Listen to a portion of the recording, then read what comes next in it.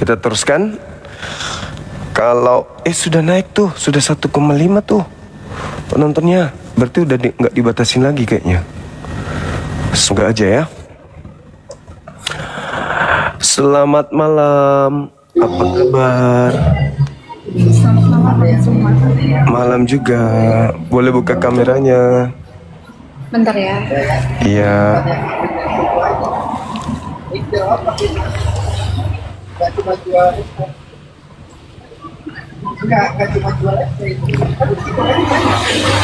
Ini. Hai. Lagi di luar. Ya, ini lagi di luar, lagi ini tempat kerja. Mau nanya yang perkara kemarin Bang Juma.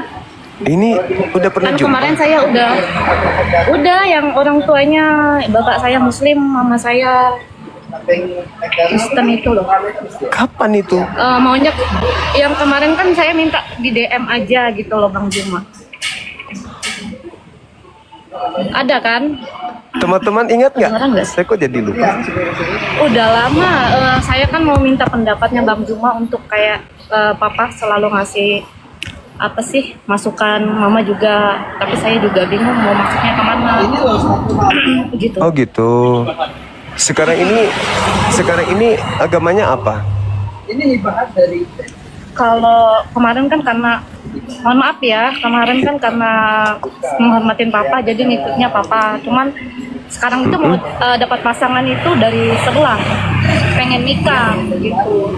Sebelah itu maksudnya di seberang lautan atau? Oten. Oh, Oten. Iya.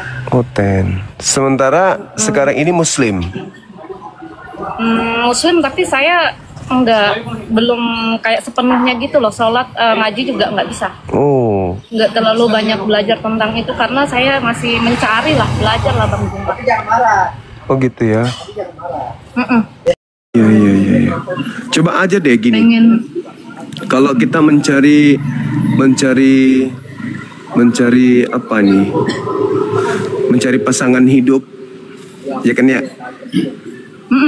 Kalau kita mencari pasangan hidup itu kan kita pinginnya itu hidup di dunia sampai ke kehidupan berikutnya kan gitu. Benar kan? Jadi kita punya keluarga, kita punya orang-orang yang kita cintai, orang-orang yang kita sayangi, anak-anak kita. Tentu kita tidak ingin begitu meninggal, ya itu adalah perpisahan untuk selama-lamanya kan gitu. Nah, saya belajar Bible ini itu sudah 18 tahunan saya belajar bergelut dengan Bible. Saya sampai hari ini belum menemukan ada data bahwa kita akan berkumpul dengan keluarga kita nanti di surga. Di sini. Artinya ketika saya menemukan ayat suci Al-Qur'anul Karim surah Ar-Ra'd ayat 23, itu saya sangat bangga jadi seorang muslim. Kenapa saya sangat bangga? Karena di situ dikatakan jannatu adnin yadkhulunaha wa man salaha min abaihim wa azwajihim wa zurriyatihim. Jadi orang-orang Islam itu ketika nanti mereka meninggalkan dunia ini, hidup di kehidupan berikutnya yaitu akhirat, mereka dikumpulkan kembali hidup berbahagia bersama dengan istrinya, anak-anaknya, orang tuanya, dan juga cucu-cucunya. Di kehidupan yang kekal, yang tidak ada lagi kematian, kita berkumpul dengan orang-orang yang kita cintai. Bukankah itu adalah kebahagiaan yang kita cari? Kalau kebahagiaan di dunia ini kita bersama dengan pasangan kita, bersama dengan anak-anak kita, ya paling lama 50 tahun, 60 tahun lah misalnya. Tapi setelah itu kita nggak ketemu lagi orang-orang yang kita cintai, orang-orang yang kita sayangi, kita nggak jumpa lagi. Lalu buat apa kita hidup di sana kekal kalau kita tidak kumpul dengan orang-orang yang kita sayangi? Percuma dong kita membina rumah tangga bahagia 10 tahun, 20 tahun, 30 tahun, meninggal dunia, nggak jumpa lagi. Buat apa? Ini saya tidak temukan di sini, tapi saya temukannya di sini. Al-Quran surah jaminannya. Jaminannya ya. Iya, jelas jaminan Al-Quran itu. Gitu. Iya, jaminan Al-Quran itu jelas. Kada aflahal mu'minun, surah Al-Mu'minun ayat 1 sampai ayat 11. Dikatakan bahwa orang-orang Islam itu adalah orang-orang beruntung. Mereka adalah orang yang mewarisi surga Firdaus, mereka kekal di dalamnya. Nah, kalau di Bible, sekali lagi. Kalau di Bible, saya tidak pernah menemukan orang-orang Kristen disebut oleh Yesus mendapatkan jaminan keselamatan di sini. Hanya dikatakan orang yang percaya, tapi dikatakan Kristen enggak. Begitu juga di kitabnya orang Yahudi, tidak pernah dikatakan bahwa orang Kristen itu adalah orang yang mendapatkan jaminan di kitabnya mereka. Itu enggak ada. Tapi kalau di sini banyak.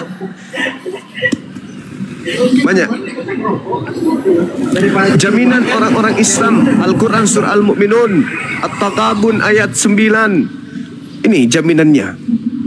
Jadi Islam kitab sucinya menjamin umatnya untuk surga, kekal di dalam. Kalau ini nggak ada, di sini nggak ada. Maksudnya nggak ada itu tidak ada Yesus mengatakan bahwa orang-orang yang beragama Kristen itu akan selamat.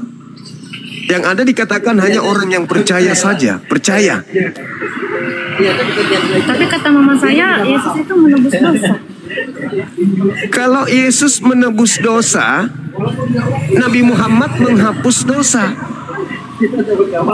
Kalau Yesus menebus dosa gini, Yesus menebus. Pertanyaannya, Yesus menebus kepada siapa? Yesus menebus kepada siapa? Misalnya gini, misalnya saya Yesus.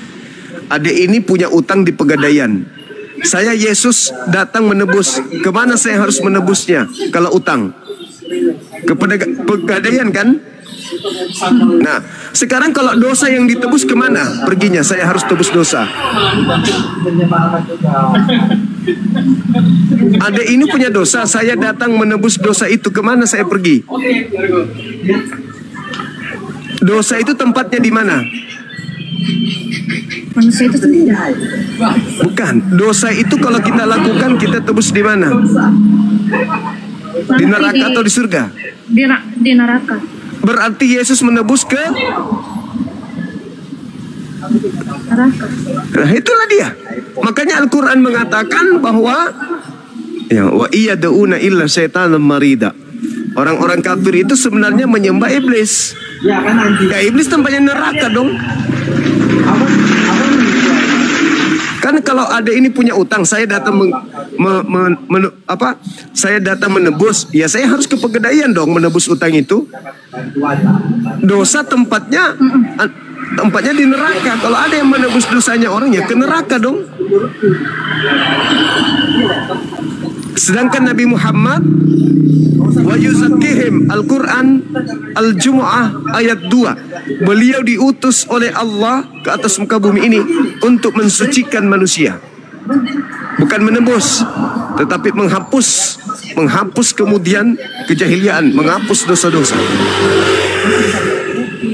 Di sini nggak ada jaminan, nggak ada jaminan yang disebutkan aku Yesus menjamin orang yang beragama Kristen, itu nggak ada. Padahal Yesus berkata, beneran ada nggak sih bang? Yesus. Nabi Isa berarti ya kan? Jadi gini.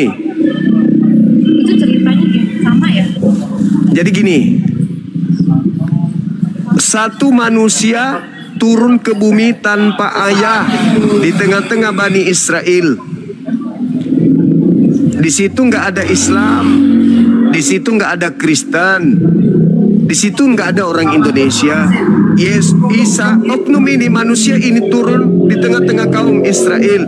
Orang Israel menyebutnya Yosua Hamasia. Orang Islam menyebutnya Isa Al-Masih. Orang Kristen menyebutnya Yesus Kristus.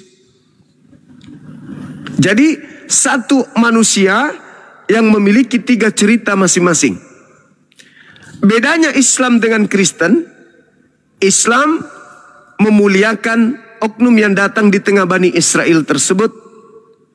Sedangkan di Kristen mengatakan dia ditampar, dia diludahi, dia diseret, dia ditonjok, dia dibagi-bagikan pakaiannya, kemudian dia ditombak, kemudian digantung, kemudian dia dikutuk, lalu dia dikubur, dia dibunuh. Sedangkan Yesus di dalam Yohanes 16 berkata, apabila roh kebenaran itu datang, maka dia akan memuliakan aku. Nah, kita umat Islam lah yang memuliakan oknum tersebut. Sementara mereka mengatakan dosa-dosa kami itu diambil sama Yesus. Berarti semua dosa manusia diambil sama Yesus, ditangguhkan ke Yesus. Yesus kemudian yang menanggungnya. Mulia enggak itu kalau semua dosa manusia itu diambil sama oknum tersebut? Enggak mulia, itu penghinaan. Misalnya adek ini menanggung dosa saya. Saya baru membunuh orang. Dosa saya membunuh ini diambil oleh adik. Adik mau? Ya nggak mau. Yesus mau nggak? Ya enggak lah. Karena ajaran menebus dosa dengan cara membunuh, ya itu tidak ada diajarkan kemudian oleh Tuhan, baik di kitabnya Yahudi itu nggak ada. Bagaimana ceritanya? Adik punya anak kan? Anak itu Anda sangat sayang. Tiba-tiba tetangga Anda ribut. Tetangga Anda ribut, banyak dosa, banyak maksiat, banyak pelanggaran, bla bla bla bla bla. Anda ingin menyelamatkan orang-orang tersebut, bisa Anda menyelamatkan, bisa Anda selamatkan karena Anda punya kuasa. Tapi Anda mengambil cara untuk menyelamatkan dia dengan cara membunuh anak Anda. Bisa nggak begitu? Enggak. Nah, nggak masuk akal, bukan? Anda ingin menyelamatkan tetangga. Tetangga Anda melakukan dosa. Anda ingin menyelamatkan dia, tapi yang Anda bunuh anak Anda. Gimana itu?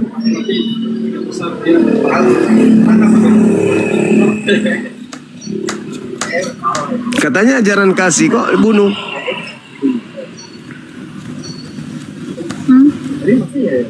Tapi kata ibu bilang itu memang tugas dia untuk menebus dosa kita. Iya, itu maunya orang-orang Kristen. Sekarang pertanyaannya, ada nggak di kitabnya Yahudi nebus dosa pakai darah manusia? Kenapa, Bang? Maaf. Di kitabnya Yahudi ada nggak perintah menebus dosa atau mengajarkan menebus dosa, menghapus dosa pakai darah manusia? Ada nggak? Nggak ada. Aku udah baca di perjanjian lama. Nggak ada kan? Lalu dari mana ide ini? Banyak perubahan sih dari perjanjian lama itu. Nah, itu pintar. Terus kenapa harus milih laki-laki yang beda keyakinan? Dia dari apologet sebelah juga, Bang. Banyak sih ilmu dari dia juga sih. Biasanya dia sama mereka Edis TV ya kalau nggak salah ya. Tapi aku nggak pernah masuk komal mereka sih, nggak pernah. Bagusnya suruh diskusi dengan Bang Zuma kalau gitu. Nanti Siti yang nonton. Udah aku suruh, katanya nggak mau, katanya gitu. Iya. Nggak mau. Harusnya suruh ke Bang Zuma ngobrol-ngobrol biasa, bertiga kita. Tapi ingat ya, di agama sebelah itu memang punya misi. Mereka punya misi menjadikan seluruh bangsa menjadi sesuai dengan agama mereka. Di dalam kitabnya Matius 28 nomor 19, jadikanlah seluruh bangsa menjadi pengikutku. Jadi memang mereka itu punya misi untuk mengajak orang di luar agama mereka untuk masuk ke agama mereka. Markus 16 nomor 16, beritakanlah Bible kepada seluruh makhluk. Yang percaya baptislah dalam nama Bapa, Anak dan Roh. Yang tidak percaya akan dihukum. Jadi memang mereka punya misi untuk mendekati umat-umat Islam supaya bisa, ya salah satunya dipacari supaya bisa pindah dari keyakinannya. Saya juga dulu pernah punya staf saya itu rajin sholat. Mungkin beliau nonton. Rajin sholat, saya biasa jadi imamnya. Anaknya pendiam. Pokoknya dia tepat waktu ibadah. Tapi ada seorang dari seberang, karena punya jabatan di kantor, dia jadi pimpinan waktu itu. Digoda, didekati, diambil hatinya, akhirnya murtad. Karena memang itu adalah sebuah kemenangan bagi mereka kalau mereka mampu mengambil, menurut mereka kita ini adalah domba sesat. Jadi karena kita adalah domba, maka kita harus disesat karena kita sesat katanya, maka kita harus diluruskan. Padahal yang disebut domba itu hanya orang Yahudi. Orang di luar Yahudi yang nyamar-nyamar sebagai seluruh dunia gitu. Bukan, domba itu hanya Israel. Yeremia 50 nomor 17. Yang disebut domba itu hanya Bani Yakub, hanya dari 12 suku Bani Israel saja. Di luar daripada Bani Yakub, di luar Yahudi yang ngaku-ngaku pengikut Yahudi itu disebut serigala. Jadi sebenarnya mereka bukan domba, karena mereka bukan Bani Yakub. Kalau Bani Yakub itu disebut domba, dan kalau domba nggak mungkin makan babi. Domba itu makannya rumput. Kalau makan babi itu serigala namanya. Orang Yahudi sampai hari ini nggak makan babi. Orang Yahudi sampai hari ini bersunat. Orang Yahudi sampai hari ini Tuhannya satu, Elohim. Orang Yahudi sampai hari ini ibadahnya itu hari Sabtu. Yahudi sampai hari ini bersunat. Yahudi sampai hari ini kalau mereka habis bersama istrinya, mereka mandi junub. Orang Yahudi sampai hari ini mereka masuk rumah ibadah lepaskan alas kaki. Mereka mau ibadah, mereka wudhu, membasuh tangan, membasuh wajah, membasuh kaki. Itu perjanjian lama ya Bang? Iya. Musa ya? Iya, itu ajarannya Yesus. Sedangkan mereka ngaku-ngaku tapi mereka tidak menjalankan ajaran Yesus.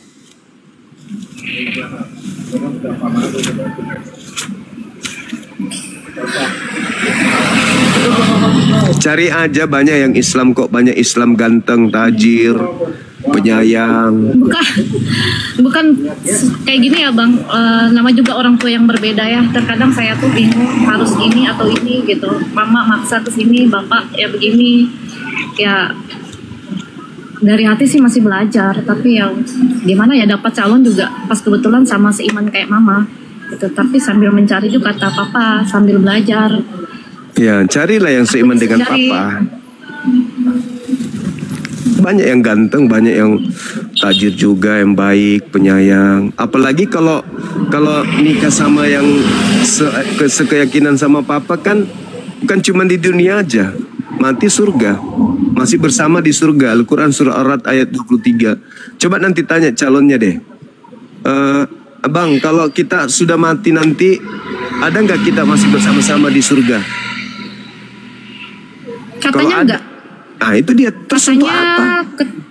Ketika mati tapi kita pasti masuk surga, terus kita kayak nyanyi-nyanyi kayak mana sih, kayak puji-pujian gitu buat cobalah adek ini lakukan satu hari memuji aja terus. Bisa nggak? Menari dan memuji dalam satu hari, jangan lakukan yang bisa.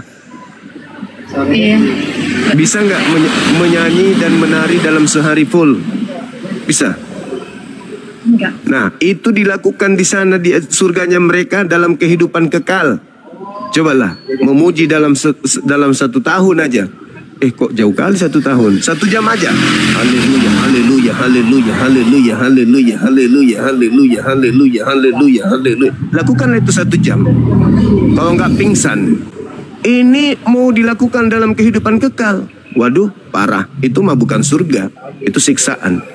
Kalau di Islam hidup seperti yang sekarang ini, berkumpul, bahagia bersama. Cuman di surganya Islam itu nggak ada lagi marah, nggak ada dengki, nggak ada iri, nggak ada cemburu, nggak ada sakit hati. Itu di surganya Islam. Yang ada cuman kenikmatan, yang ada cuman kebahagiaan bersama dengan istri, dengan anak, dengan keluarga kita. Nah, jadi kalau misalnya kita masuk ke surga terus kodrat kemanusiaan kita hilang, itu surga atau neraka sih?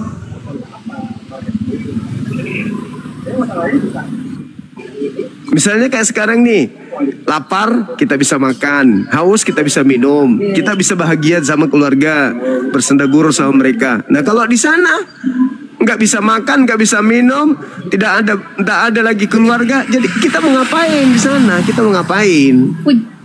Iya, puji-pujian katanya gitu sih. Ya coba suruh dia memuji satu hari, bisa nggak? Pasti dia berontak jadi setan nanti dia di sana.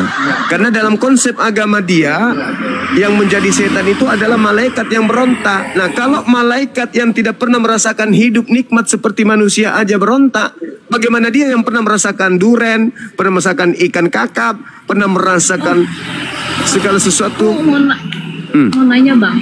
Iya. Kalau dia kan pernah kasih ini kan, menurut Islam kan kalau malaikat itu ada yang jahat nggak sih Bang? Kenapa di mereka kok ada? Bukannya malaikat itu makhluk? Malaikat itu nggak ada yang jahat. Tapi di mereka kenapa ada Lucifer Bang? Ya itulah. Kemudian saya juga pernah pertanyakan itu, kenapa ada malaikat jadi jahat? Tapi di Islam nggak ada Bang? Nggak ada malaikat, maksudnya nggak ada malaikat yang membantah perintah Tuhan. Nggak ada. Malaikat bekerja sesuai dengan perintah Tuhan. Malaikat ya, itu nggak ada. Nah di surganya Kristen nanti itu ada perang. Di sana ada perang naga lagi. Kira-kira kalau ada ini di sana lagi orang naga. Iya. Mana Bang? Tanya aja coba. Bang Suma bilang di dalam agama Kristen itu ada perang naga. Apa betul itu? Ada perang naga di sana? Karena Bang Sumanya mengatakan bahwa di surga kita ada nanti, di surga Kristen itu ada perang naga. Coba aja tanya. Dalam surga gitu? Dalam surga. Wahyu berapa itu? Kitab Wahyu 12 nomor 7.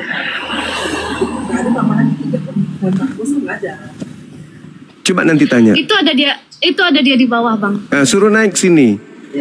Grasiar itu. Suruh naik. Ngapain coba? Kamu diajak jadi dia, tapi setelah kematian nggak jumpa lagi, buat apa?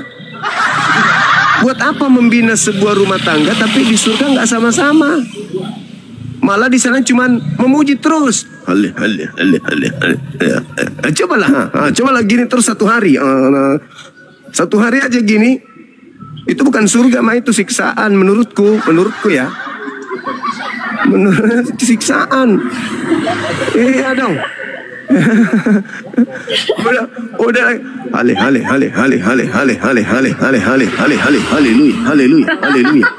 haleluya. Kan memuji kan itu memuji kan, dan hidup kekal di sana memuji dan menari. Coba ada ini menari, coba berdiri menari, lakukan 1 jam. Gak ada yang menari Bang.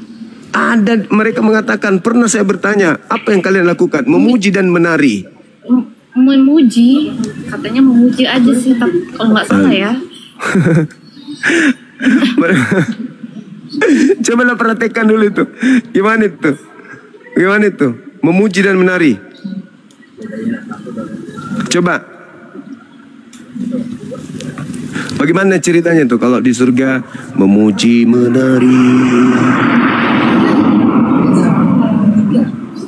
Aduh, kayaknya dia marah deh Bang. Aku turun dulu ya Bang.